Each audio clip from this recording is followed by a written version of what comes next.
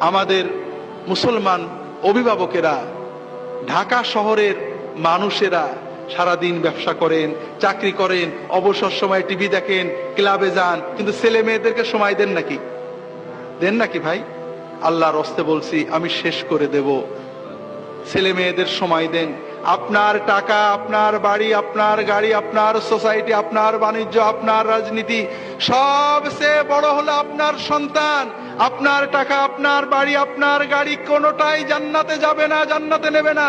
কিন্তু খুব ভালো করে বুঝুন, আপনার ছেলে, আপনার মেয়ে, আপনার পরিবার, এটা আপনার দুনিয়ার পরিবারকে জান্নাত বানাবে এবং এরা আপনাকে জান্নাতে নেবে, আপনার সাথে জান্নাতে যাবে। যদি আপনি সময় দিতে পারেন, ছেলে মেয়েদের কাছে সময় দিন। প্রতিদিন 3 বেলা ছেলে মেয়েদের নিয়ে একসাথে খাওয়া দাওয়া করুন, তাদের সাথে বেড়ান, তাদেরকে সময় দিন, তাদের সাথে নিয়ে মসজিদে যান, নামাজ পড়েন। এইভাবে করতে থাকুন, ছেলে মেয়ে ভালো থাকবে। ছেড়ে দিয়েছেন, অনেক দূরে চলে গেছে, এখন টানবেন, আর পিছনে আসতে পারবে না।